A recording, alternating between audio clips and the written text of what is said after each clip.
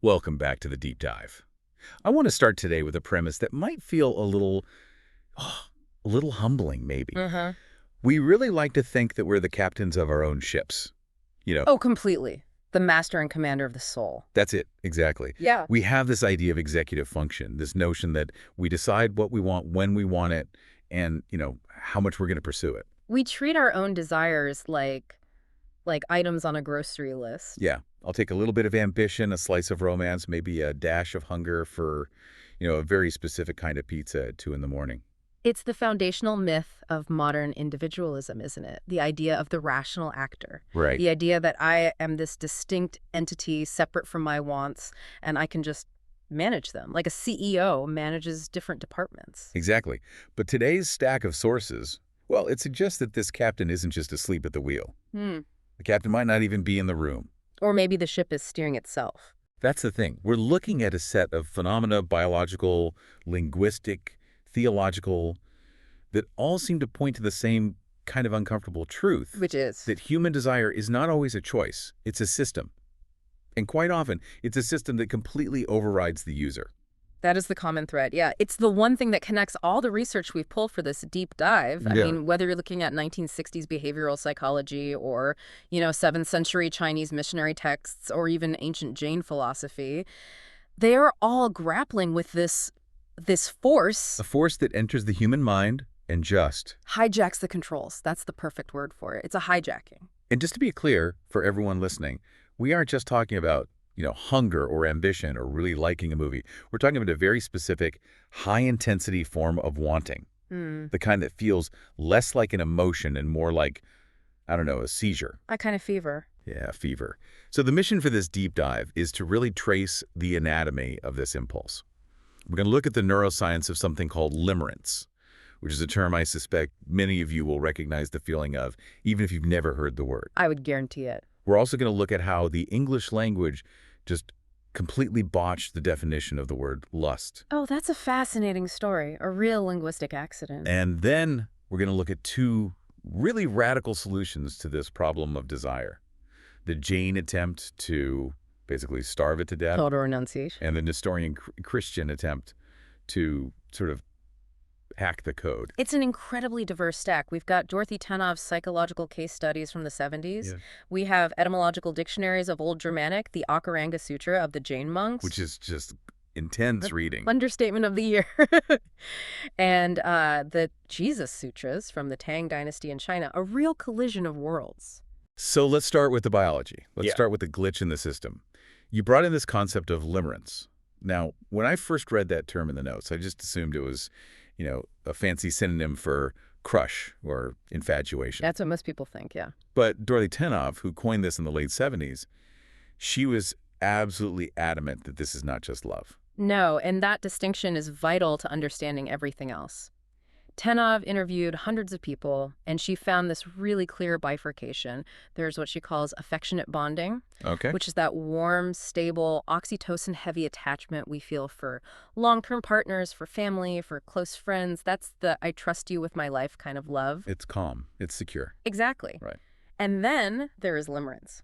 And limerence is characterized by an intrusive, involuntary cognitive state. It's an The obsessive. word intrusive really stuck out to me in her research because we usually associate intrusive thoughts with things like OCD or anxiety. Right, unwanted thoughts. Yeah, the thought you can't get out of your head, like, did I lock the door? Hmm. But Tenev argues that falling in love, or I guess falling into limerence, mechanically operates in the exact same way. Precisely. In a limerent state, the limerent object, that's the clinical term she uses for the person you desire. Below. The olo, right? Mhm. The olo begins to colonize your mental space. It's like an invasive species for your consciousness. Colonize is a strong word. It's the right one. Tenev found that at the peak of the experience, the limerent object can occupy up to, I think it was 85 to 100% of a person's waking thoughts. Wait, 100%. 100%. That statistic is just staggering. That's functionally a disability. It is. If I'm thinking about anything for 100% of the day, I cannot work. I cannot maintain my other relationships. I am essentially just running a background simulation of this other person constantly. And it's not a passive simulation either. That's the key. It's an active, exhausting process of interpretation. What do you mean? It means you're replaying a 3-second interaction from the coffee shop for 4 hours straight. Why did they look down when they said that? Was that a smile or is that a grimace? Why did they use an ellipsis in that text instead of a period? Oh, God, the punctuation analysis. It's a nightmare. This is what Tenov calls the cognitive load of uncertainty. Your brain is working overtime trying to find a signal in the noise. It sounds absolutely exhausting. It is. I mean, her subjects reported it disrupts sleep, appetite, focus. It's a total system override. And this leads to one of the most fascinating mechanisms she describes. It's called crystallization. This is the Stendhal concept, right? I found this incredibly poetic, but also, I don't know, kind of tragic. Yes, from the French writer Stendhal. He wrote this book on love back in 1822. He uses this metaphor of the salt mines in Salzburg, Austria. Right, the twig. The twig. He says if you throw a dead, leafless twig into the dark recesses of the mine and just leave it there for a few months, when you pull it out, it's covered in these glittering salt crystals. Looks like it's made of diamonds. Exactly. It looks perfect. It sparkles in the light. It's breathtaking. But underneath all of that sparkle, it's still just a dead twig. Correct. And Stendhal argues that this is precisely what the limerent mind does to the object of its desire. We don't actually fall in love with the person. We fall in love with the crystals we've projected onto them. That's it. We magnify their good qualities until they're mythic, and we ignore, or even worse, transform their flaws. Can you give an example of that? The flaw transformation. Sure. Let's say the person has a terrible temper. They're just volatile. The non-limerent mind says, that's a red flag. Right. I should probably stay away from this person. But the limerent mind crystallizes that flaw into a virtue. The temper becomes passion. Oh, wow. Okay. So arrogance becomes regal confidence. Yes. Or emotionally distant becomes mysterious and deep. They aren't rude. They're just brutally honest. Exactly. They aren't ignoring me. They're just preoccupied with important thoughts.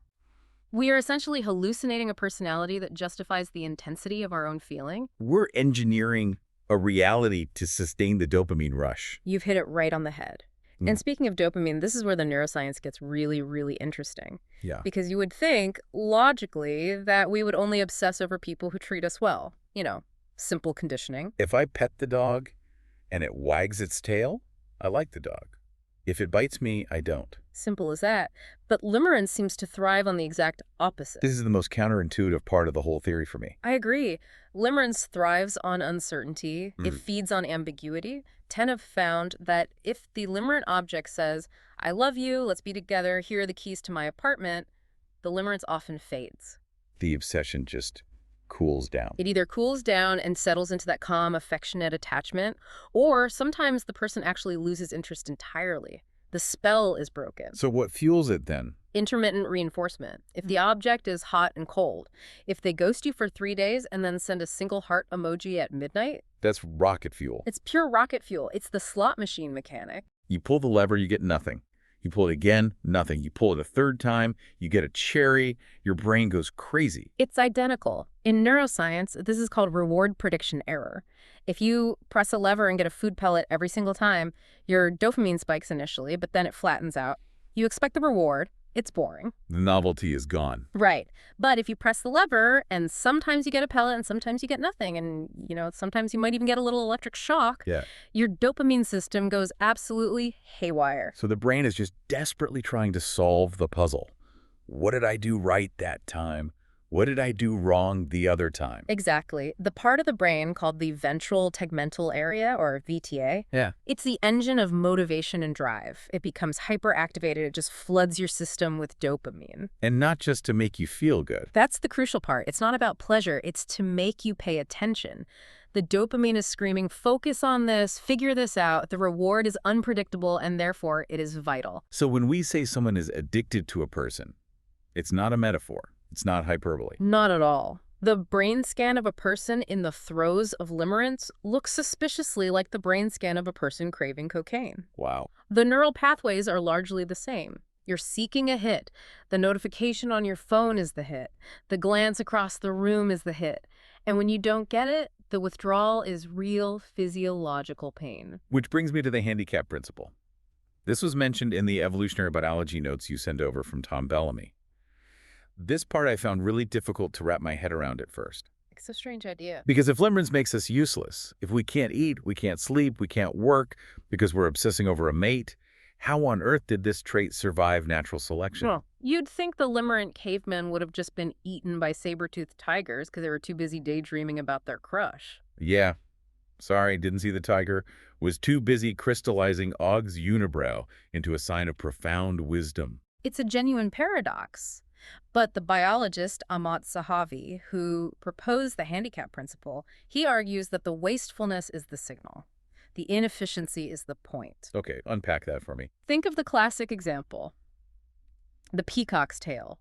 It's incredibly heavy, it's brightly colored, which attracts predators. It requires a huge amount of metabolic energy to grow and maintain. A massive handicap. A huge one. It serves no direct functional purpose for survival. In fact, it actively hinders survival. Right. But the fact that the peacock is still alive, despite this ridiculous, costly handicap, proves to the female, the peahen, that he must have superior genetics. Well, he's effectively saying, He's saying, look at me. I am so strong. I am so fast. I have so much excess energy that I can afford to waste all of this on a completely useless tail and still outrun the tiger. okay, so applying that to humans. Me falling apart, losing 10 pounds, and being unable to focus at my job is a way of signaling to a potential mate. Look at how much metabolic energy I'm willing to burn just thinking about you. Look how unfit for survival I am without you. That's a part of it. But it also signals an inability to cheat. It's a costly signal of commitment. If I am this obsessed, if I am this chemically compromised, I physically cannot look at another potential mate. My brain doesn't have the bandwidth. You don't have the bandwidth. The biological logic is something like, I am useless to everyone else on the planet, therefore I am extremely valuable to you. That is terrifyingly pragmatic. It completely reframes romance as a kind of biological hostage situation. I have incapacitated myself through obsession. Now you must love me. It strips all the poetry away, doesn't it? It suggests that what we call true love or overwhelming passion is actually a very high-stakes evolutionary gamble to ensure pair bonding and the survival of our genes. It really does. But the poetry, or I guess the language, that's where things get even messier. We have this biological state, this high-intensity craving. Today, we might call it lust or obsession. Right. But in looking at the etymology sources you provided, it seems we haven't always hated this feeling. The word lust, it seems, has a bit of a tragic backstory. It really does. We tend to think of lust as this heavy, sinful sort of red light district word. Yeah, it's loaded. Very loaded. But if you go back to the Old English word lust, or you look at its Germanic roots, it was completely different. It was a beautiful word. I remember this from learning German in school. You could say, ich habe Lust auf ein Bier. Right. And what does that mean? It doesn't mean you have a sinful, carnal craving for the beer. It just means, I'm in the mood for a beer, or I'd fancy a beer. Exactly. Or, ich habe Lust zu tanzen. I feel like dancing. In modern German, lust still just means pleasure, delight, desire, or joy. It's neutral or even positive. And you mentioned it's the same in Dutch. Pretty much. The verb lusten just means to like in a food sense. Ik lust soup. I like soup. So for centuries, this word covered the entire beautiful spectrum of human wanting. From wanting a nap, to wanting God, to wanting a sandwich. You could literally say you had a lust to sleep in Middle English and it was perfectly normal. So the big question is, how did it get so narrowly defined as sinful sexual desire only in the English language? Was it the Puritans? I always blame the Puritans. It's a good guess, but it actually goes back a bit further. It's largely a translation issue, a quirk of history. Okay. When the Bible was being translated into English for the first time on a mass scale, William Tyndale's translation in the 1500s and later the King James Version in 1611, the translators had a problem. What was that? They needed to translate the Latin concept of luxuria. Luxuria. That sounds like luxury. It is the root of luxury. In classical Latin, luxuria meant excess. It meant rankness, growth that was out of control, extravagance. It could refer to plants in a field growing too wildly. So just too muchness. Exactly. But in Christian theology, this concept of excessive desire was categorized as one of the 7 deadly sins. Okay, I'm with you. So the English translators had a choice. They needed a good, strong English word to capture this idea of sinful excess. For reasons we can only guess at, they chose the word lust to represent this concept in certain contexts, particularly sexual ones. So they effectively hijacked a perfectly good word that meant joy and just loaded it up with the concept of sin. They did. They took a general-purpose word for pleasure and turned it into a highly specific word for illicit pleasure. But they also had the word luxury available to them, right? It's right there in the Latin? They did, and this is the great linguistic irony.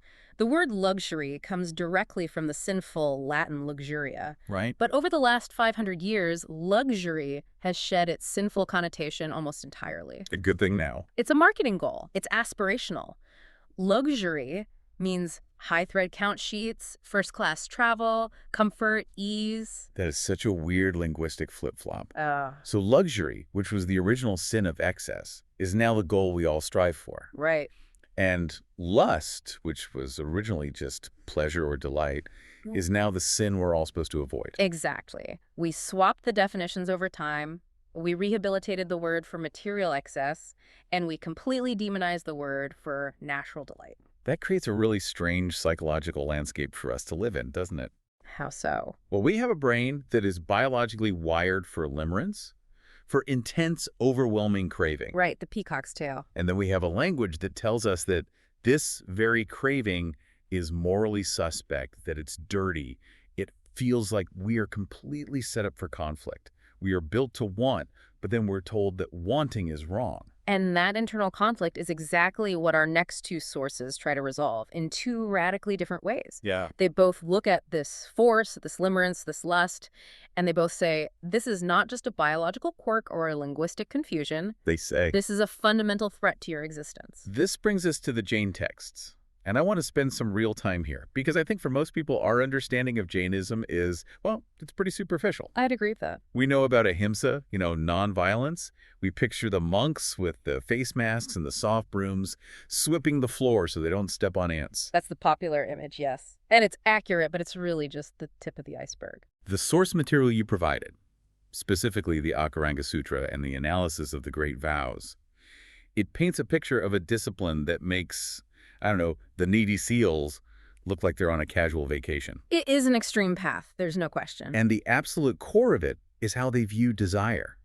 They don't view desire as naughty or sinful in the way a Western religion might. No, not at all. They view it as a form of physics. That is a crucial distinction. In a lot of Western thought, we view sin as a legal problem. You broke a rule, you are guilty, you need forgiveness or pardon. It's a crime against God the King. Exactly. In Jainism, karma is not a judgment, it's a substance. It's described in the texts as karmic dirt, or a kind of fine sticky matter that clings to the soul, the jiva. Like magnetic dust. That's a great analogy. The universe is filled with this subtle matter. And what makes the soul sticky enough for this dust to cling to it? Let me guess.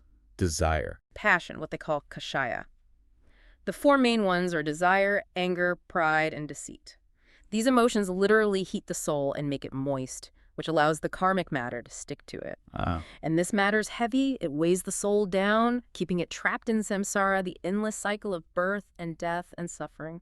So if you want to achieve liberation, moksha, and float to the top of the universe, which is the goal, You have to scrub this karmic dirt off. And more importantly, you have to stop making your soul sticky in the first place. to turn off the heat, stop the desire. Right. But the connection they make to violence is what I think really surprises people. The texts explicitly link sexual intercourse to mass murder. I had to read that part twice. It's not a metaphor for them. Not in the slightest. This is the microscopic argument, and it's unique to Jainism. Jains believe that the entire world, even the air and water, is teeming with Nigoda, infinitesimally small, one-sensed life forms. Microscopic souls, basically. Yes. They argue that the act of intercourse, the friction, the heat, the expulsion of fluids, inevitably kills millions of these distinct life forms in and on the body. So it's not even about the potential life of the sperm or the egg, which is where a lot of Western arguments focus. No, it's about the bacteria, the microorganisms, the invisible beings involved in the physical act itself. Therefore, from their perspective, sex is a profound violation of ahimsa, of nonviolence. It's a massacre of the innocent. A microscopic massacre. But it goes even deeper than that. They argue that the very intent to possess another person, the lustful thought itself, is a form of violence against your own soul. This is the concept of a paragrahan non-possession. Right. And again, we usually think of possessions as external things. My car, my house, my phone. I own this. But the Jain list of internal possessions is fascinating.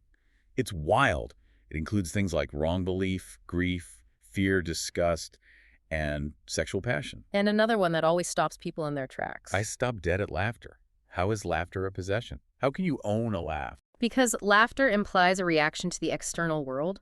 It implies you've been moved or affected by something outside of your own pure consciousness. It's a ripple on the surface of the water. Okay. A fully liberated soul, a siddha, is like a perfectly still, deep ocean, unaffected, unattached, unmoved. If you are laughing at a joke, you are engaged with the illusion of the world. You are attached to that moment of pleasure. You are, in a sense, possessed by the humor. That is an incredibly austere standard to live by. Right. It suggests that any emotional fluctuation at all, happy or sad, is a form of bondage. Yes, that's the goal. Freedom, for the Jain ascetic, is total immunity to influence, complete self-possession. And to achieve this immunity, the monks, the sadhus, they take the Mahavratas, the great vows. The 25 clauses for monks that we reviewed, they are basically an algorithm for avoiding limerence. It's a protocol to prevent the glitch from ever happening. They are. They're designing an environment, both internal and external, where the triggers for desire simply cannot fire. Look at that clause about seating. The one that says a monk cannot sit on a seat where a woman, an animal, or a eunuch has recently sat. Yes. To a modern ear, it sounds superstitious or maybe just purely sexist, but there's a sensory logic to it from their perspective. What's the logic? It's about avoiding residual sensory input. The body heat left on the cushion, the scent of perfume, the pheromones, even the subtle depression in the fabric. These are all potential sensory triggers. Oh. The Jain monk knows that the VTA, to use our modern neuroscience term, is just waiting for a signal. If you sit in a warm chair that carries a certain scent, you might trigger a memory. That memory triggers a fantasy. That fantasy triggers a dopamine release. And suddenly you have an internal possession. You've lost your sovereignty. You've become sticky again. So they are preemptively blocking all sensory inputs to prevent the software from even executing. It's like putting up the most aggressive firewall imaginable against your own biology. It's Stuff the Beast, taken to its absolute logical conclusion. It is. The same logic applies to the food rules. No spicy food, no rich food, no stimulating substances like garlic or onions. Why is that? They believe that heavy or spicy foods stimulate the nervous system and, by extension, the libido. They're trying to keep the entire nervous system in a state of absolute neutral. No peaks, no valleys. It's the ultimate rejection of the handicap principle we talked about earlier. How do you mean? Well, the biology says, obsess to prove your worth. Show off your handicap to secure a mate and reproduce. And the Jain says, Reproduction is the engine of the trap. right. Stop the obsession, break the engine, exit the cycle. Do not engage, period. It's a solution that requires 100% effort 100% of the time. You have to be perfect. One slip, one moment of lust, and you've accumulated more of that karmic dirt. It's not a path for the faint of heart. Which is why it is called the path of the hero, the Mahavira. It's not meant for everyone. It is for those who are ready to leave the world behind completely. Which brings us to our final and maybe the weirdest stop on this whole journey. We have the biology of limerence, the confusion of language, the total rejection of Jainism, and then we have the Jesus Sutras. This is a source that really disrupts all of our standard categories. It's a Yeah. beautiful historical anomaly. Set the scene for us. Where and when are we? We are in Tang Dynasty, China. Around the year 635 AD, a group of Persian missionaries arrives at the imperial capital. They are likely Nestorians, a branch of Christianity that had broken away from the Western Church centuries earlier. They travel the Silk Road. Exactly. And they end up in the capital, Qingyan, which at the time was probably the biggest, most cosmopolitan city in the entire world. And they have a massive marketing problem. A huge one. They need to explain Jesus and the whole Christian story to a population that has never heard of Judea, doesn't care about Jewish prophecy, and views the entire universe through the lens of Buddhism, Taoism, and Confucianism. Right. If you walk into the Tang court and start talking about a jealous god, or blood sacrifice, or original sin from a talking snake, you are speaking absolute gibberish. The concepts just don't map. The Chinese religious framework is built on concepts of harmony, the Tao, and above all, karma. The law of cause and effect. Right. So these missionaries did something incredibly bold and to some probably heretical. They translated the Christian gospel using Buddhist terminology. And the key move in the text we looked at is that they use the word karma to explain the Christian concept of sin. Yes. This is a massive theological shift. In the West, as we said, sin is usually framed as transgression, disobedience against God the King. It's a legal problem. You have a criminal record. Right. In the Jesus Sutras, the human predicament is framed as being trapped in samsara, the endless, painful cycle of rebirth due to the accumulation of bad karma. So instead of the classic, Jesus died for your sins, their version is something like, Jesus died to break your bad karma. That's essentially it. There's a line in the text that says, God suffered terrible woes so that all should be freed from karma. And that's the hack. That's the radical new idea they're introducing. Explain what you mean by hack. Well, because in Orthodox Buddhism or Jainism, you are 100% responsible for your own karma. It's your personal bank account. You spent the money. You have to pay the debt. No one else can pay it for you. Right. You have to meditate and fast and renounce for lifetimes to clear that ledger. The Jain monk spends lifetimes scrubbing that pot clean through sheer painful asceticism. It is a system of self-power, or what's called jiriki in Japanese Buddhism. But the Jesus Sutras introduce this wild new idea of an external agent who can just wipe the debt clean. This is other power, or tariki. But how do they justify that within the logic of karma? It seems to break the whole system of cause and effect. It does break the system. That's the point. They argue that because Christ, who they call the one sacred spirit, lived a life completely without desire, without that limerent attachment to the world, he didn't generate any karma for himself. He was in the world, but he wasn't accumulating any of the karmic dirt. Exactly. He was non-sticky, to use the Jain term. And because he didn't generate karma, his selfless act of suffering and death creates a kind of vacuum, a space of grace that interrupts and breaks the ironclad logic of cause and effect. So it's like they looked at the Jain and Buddhist problem. Desire traps us in the cycle of suffering, and they completely agreed with the diagnosis. Yes, desire is the problem. Yes, karma is the chain. They're on the same page there. But they fundamentally disagreed with the cure. They said, the disease is too strong. You can't starve it out yourself. Yeah. You're too weak, too compromised. You need a donor. You need a transfusion. And they add a crucial layer of urgency. The Sutras really emphasize this is the only life in which you can perform good karma. This is a direct challenge to the popular idea of reincarnation as an endless series of second chances. They're saying the clock is ticking. They're saying, don't get comfortable thinking you can fix this in the next life.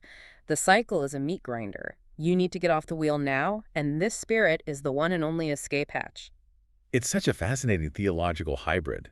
It validates the listener's cultural fear of the wheel of sorrow, but it offers a radical shortcut. It does. So instead of the Jain 25 clauses of strict discipline, avoiding seats, avoiding food, avoiding laughter, it offers a relationship with a figure who has already done all the hard discipline for you. It's a shift from a religion of achievement, like in Jainism, to a religion of attachment, which is at the heart of Christianity. That's a really key insight. The Christian solution isn't to kill the desire engine. No. It's to redirect it. It's to become obsessed with the spirit rather than being obsessed with the flesh or the world. Which brings us completely full circle, right back to the biology. We have this VTA, this dopamine system. We are, at our core, engines of wanting. We are wired to crystallize things. Yeah. To make them precious and obsess over them. And we can't easily turn that engine off. I mean, unless we're willing to go full Jain ascetic, which is incredibly difficult and rare. So the practical question for most people becomes, what do we point the engine at? Do we point it at another person getting trapped in limerence, knowing it's probably a hallucination that will eventually fade? Or do we try to dismantle the engine piece by piece through asceticism? Or do we try to hack the engine, as the sutras suggest, and point it towards something transcendent? That is the fundamental dilemma, and I think that is the real takeaway for you listening to this. We live in a culture that, for the most part, completely worships desire. Oh, absolutely. Follow your passion, listen to your heart, chase your dreams. It's the basis of our economy, our art, our idea of romance. But these sources, all of them, from neuroscience to ancient religion, they suggest that following your heart is actually a very dangerous technical operation. Your heart is a glitchy piece of hardware. It's running on Stone Age code. It is. It is liable to hallucinate diamonds on dead twigs. It is liable to interpret abuse and neglect as mysteriousness. It is liable to accumulate all these internal possessions that weigh you down and keep you from being free. So if we aren't going to become monks living in a cave, what is the middle path? The neuroscience seems to suggest regulation. Yes. I think just acknowledging the handicap principle, for example, allows you to see it for what it is. When you feel that 2 a.m. desperation to check their social media or that overwhelming urge to double text, Hmm. you can take a step back and say, okay, this feeling is not a cosmic mandate from the universe. This is my VTA misfiring because of intermittent reinforcement. I am a peacock trying to grow a heavy tail. It's the name it to tame it strategy. Just knowing that a thing called limerence exists breaks the spell a little bit. It does. It turns the magic into mechanics. You stop thinking, this is fate, and you start thinking, this is dopamine. And maybe we can take a page from the Jane's, not total abstinence, but a kind of sensory hygiene. We live in an era of constant, overwhelming hyperstimulation. We are constantly sitting in the seat of desire, digitally speaking. That's a great way to put it. Doom scrolling through someone's Instagram feed is the modern equivalent of sitting on that warm cushion. You're absorbing their residual energy, their scent, and it's triggering the obsession engine. The 26th clause should be, do not sit where the limerent object has posted. Exactly. Control the inputs to manage the outputs. If you keep feeding the obsession, it will grow. If you starve it, or at least put it on a sensible diet, you start to regain your executive function. You put the captain back on the bridge of the ship. It's a lot to process. We're all just walking around with this ancient, incredibly powerful machinery inside our skulls. Machinery that was designed to make us do stupid, dangerous, obsessive things for the sake of survival and reproduction. And we're trying to navigate a modern world that is itself designed to push every single one of those buttons for profit.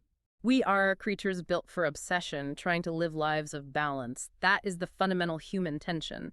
And every philosophy, every religion, every therapy, they're all just different user manuals for that same messy machine. Well, I hope this deep dive has given all of you a few more tools for the toolbox, or at the very least, the vocabulary to understand why you want that bag of chips or that specific person so badly. At the end of the day, it's all just chemistry and karma. Thank you all for listening. As always, the full bibliography, including Tenlift's charts on limerence, the Jain vows, and the translations of the Jesus Sutras, is available in the show notes. I highly recommend reading the raw text of the Akaranga Sutra. It is bracing. And do look up the history of the Jesus Sutras. The story of the Silk Road missionaries is a movie just waiting to be made. It really is. Until next time, try to keep your internal positions in check.